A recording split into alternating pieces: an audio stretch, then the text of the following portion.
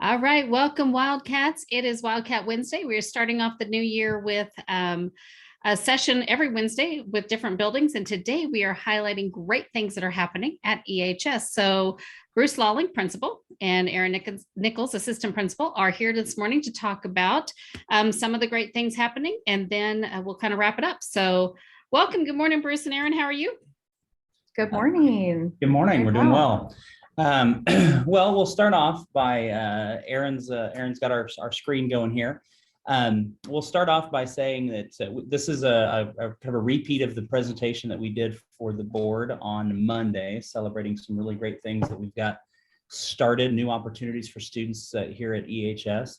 So we're gonna highlight those for you today. We did have the students come to the board meeting, and they did a phenomenal job, but we didn't want to pull them out of class this morning, so it's going to be just the two of us going through some of the same things that they talked about. So I'm going to let Aaron give us kind of a highlight and lead us into our first one, and then we'll just bounce back and forth between the two of us and talk about some of the good things that we've got starting this year at EHS. Perfect. Thank you. Good morning, everybody. So we value very much student participation and student involvement and student support here. So we wanted to make sure that we highlighted some additional opportunities that our students have gotten this year to be participated and to participate and to have that support. So some of the things that we're going to share about is Apply Kansas, our Dungeons and Dragons Club and Esports Club that are both new this year. Some additional mental health support that our students have been offered, National Honor Society guest speakers, and our Principals Advisory Committee. So starting out with Apply Kansas, this was an opportunity that our students had in October of this year. It was actually a statewide campaign to try to increase college applications for seniors. During that month, the college application fees were waived for most universities, so our students were able to apply for free, which is a great option for them. We had 28 seniors who participated in this, and you can see there on the screen the colleges that they applied to. We had the highest was Butler Community College with 16, 4 students applied to Wichita State, 2 to WSU Tech, and then there were several colleges where we had 1 student apply. Some of those are listed. So again, it was a great opportunity for our students to get some support as they begin filling out those college applications, and to do so for free is a win-win for all of them. All right, we also have some new club opportunities. The first one that we're going to talk about is our Dungeons and Dragons Club. We had a freshman student, Tiara Martin, come to me early in the year and say that she and several of her friends would like to start a club, and asked how we do that. So I outlined what that would look like, that they needed to create some bylaws, and including how their executive board would be elected, what membership would be required, or and what those members would do and what their purpose was. So she did a really good job of putting all that together and working with her friends. Found a sponsor, our speech teacher and debate and forensics coach, Melissa Wingfield, agreed to be their host. So they have an official meeting the first Tuesday of every month. The second Tuesday of every month. And then there are several of them that go in and do additional things during other seminar periods throughout the week as they have travel and when they don't have other things to work on for their school. So they meet the second Tuesday of every month and play their games. And then the large group meets during that time, and then smaller group meetings sometimes during that time. They have the membership in this has exploded. There's 63 kids that have signed up to be a member of that, and they have about 48 that are attending regularly. So some of those activities that they do are they create characters and monsters. They have a Kahoot game that they play, and they design posters for their recruiting of additional members. And this has been a really good opportunity for a lot of our kids to get together and build their social skills and have some fun while they're doing that. So we really like the variety of clubs that have been started here. And as Mr. Lawling said, it just continues to expand, which allows every student to find at least one, if not multiple, clubs that, meet their interests. So we had another freshman, Caden Cooper, who reached out to us about starting an esports club. If you haven't heard of esports, it has just grown tremendously, not just across Kansas, but across the United States. It's gotten to be a very, very popular offering. Some schools are doing this interscholastically and in a competitive manner. And ours, I think they hope that they will eventually get there, but for now they've started as a club. So we have sponsors, Andrew Tovar and Josh Wolf. We have anywhere from about 30 to 50 students that attend these club meetings. And they basically bring their own gaming consoles and they sit down and kind of gather around each other based on the game that they find themselves an expert in. And so you can see here in this picture, a group of students gathered around. A few of them are playing this, some are watching. And I have no idea what game that is, but they are very engrossed in that game. Smash Brothers is what. Okay, good. Thank you. Thank you. So again, it started as a club, but they are hoping to attend some upcoming tournaments. Basically, the group decides together, they kind of put together their best team. They choose the best players of that particular game, and then they join tournaments. The tournaments will have, anywhere from 6 to 8 different games that are part of that tournament, and we have students join based on what they're good at. And there is, when you go to college, there are colleges that are offering esports scholarships. So there is scholarship money available.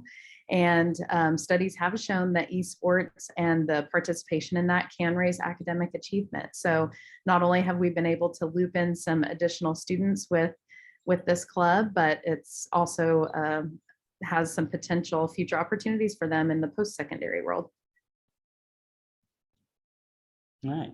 On a more serious note, where it's not all fun and games with the things that we've expanded at EHS this year, but one of the things that we have been able to also do is expand our mental health support. Unfortunately, COVID has really created a growing need for mental health support in our schools, and we've been able to meet that need through our partnership with South Central Mental Health. We have a therapist on site that comes into our building. She started out as coming in on Thursdays, and she's now expanded to where she's here 2 to 3 times a week to meet the needs of our students, and has done a really great job with that. Our social worker, Sam Morgan, has been the liaison to keep that going and monitoring that and increasing the availability for our students who really need that help. So we've grown quite significantly this year. Usually those students are seen once a month or once to twice a month. Having a therapist here in the building allows for much more consistency with that support. Parents don't need to find transportation and make arrangements outside of school and pull the kid out of school to go to their therapy appointments. And so students have been able to get much more consistent support through this practice. And so we currently are supporting 92 students through this grant, and 32 of which are receiving direct therapy. Many of the students are receiving support through casework and through resource management, some of those kinds of pieces as well. So it's unfortunately there's a growing need, but fortunately we've been able to meet that need and to provide the support that our students need. So another offering that has just recently started up is monthly guest speakers hosted by National Honor Society. National Honor Society decided that there was a need for our students to get connected to local organizations, find out what local leaders think about leadership, about mentoring and those things. So our NHS students are working together to come up with a list of people that they can bring in as guest speakers. So our NHS president, Emma Doty, informed the board of this on Monday night. It's not only open to NHS students, that's one of the things that I love about it. They open it up really to any students that want to attend.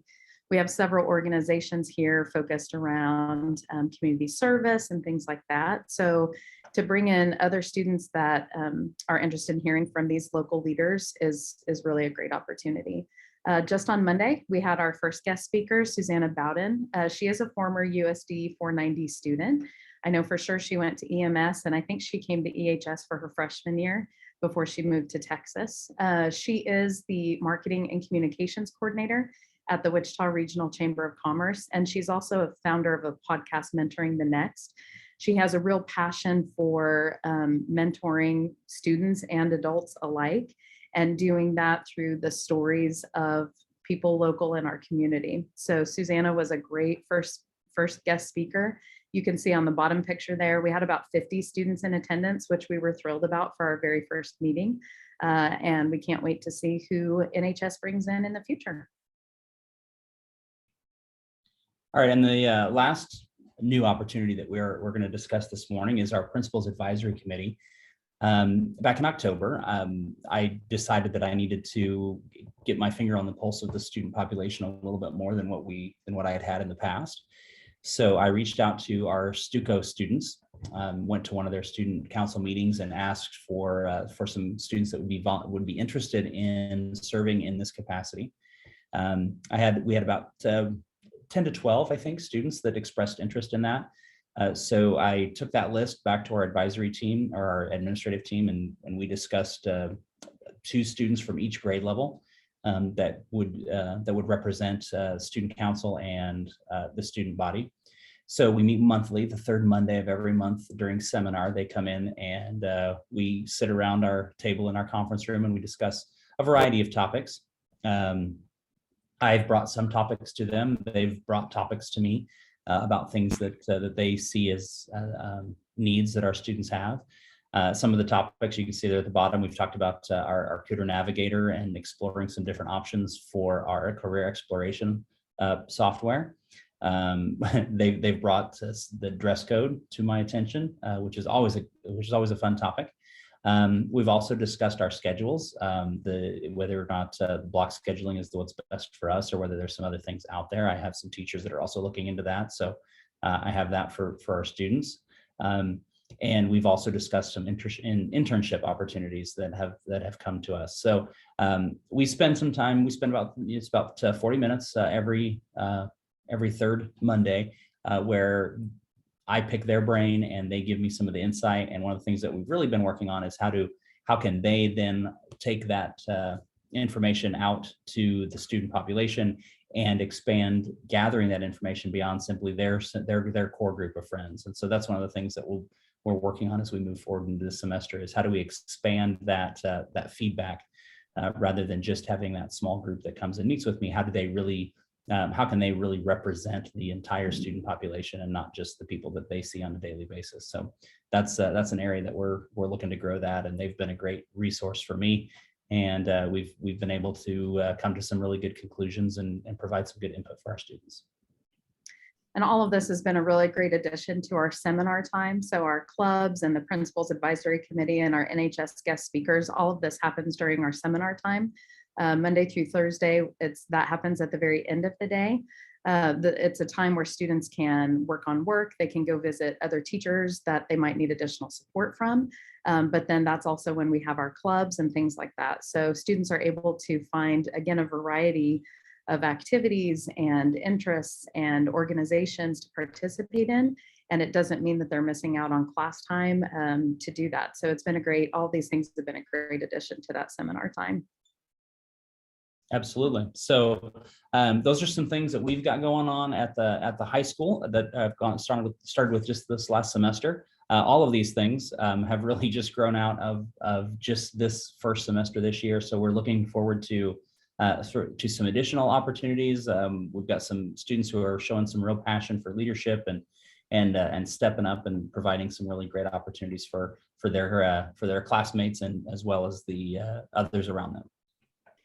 So as I recall, on Monday night, you had some students there getting OSHA certification recognition. Right. Do you want to talk a little bit about that? Because that was we did with the support of our new executive director of instructional supports, Jennifer Davis. She has worked very well with our CTE program and is looking to, we've expanded the certifications that we're offering. And one of the first ones that we've done is that we had 5 students who earned their OSHA 10 certification through Mr. Cisneros construction course.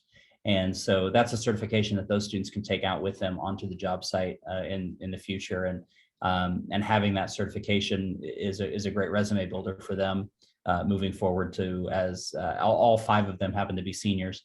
And so that as they look at what kind of jobs they can do to support themselves as they go to the next level of education, they've got some great opportunities with some of those certifications already in place. That's awesome. And you can tell the esports team if there's any Atari, remember the Atari back in the day, I would be able to maybe help them with that if that happens to come up. I think they've kind of I think they've gone beyond the Atari. Well, beyond that. Pong is not one of the games that they compete. Not the thing anymore. Yeah. I appreciate that. Great things are happening at EHS. I'm going to turn the tables just for a second. I'm going to start some notification this afternoon, or actually probably here in just a few minutes. As you've heard on the news, and this is not COVID related, but as you've heard on the news, there are many districts that are experiencing a lot of staff absences, illnesses, unable to fill positions, and we are right there. We've been looking at numbers all morning. I've actually pulled some data. Our unfilled positions today more than doubled from yesterday, actually more than doubled from yesterday. We're pushing 20% staff and students who are out. Certified and essential workers are, we're getting close to that 20% mark. And so I've been working with the principals last night and this morning. We're looking at numbers and I don't know that we're not close to the need to maybe look at, as much as I don't want to say it, having to take a couple days to let people kind of hopefully get better. So it's not just COVID related. I will tell you that right now, but making those especially for our parents with younger ones, we may be looking at that same need that other districts are having to close schools. So more information will be coming out here soon. We are talking with Butler County Health. We're talking with the admin team to make sure we have looked at every picture of this for USD 490. So more information on that to come, and I will definitely send out additional information because it's kind of at the end of our Wildcat Wednesday today. We're glad you stayed with us. EHS, thank you for joining us and talking about those great things that are happening. We're excited to see other wonderful things started up there.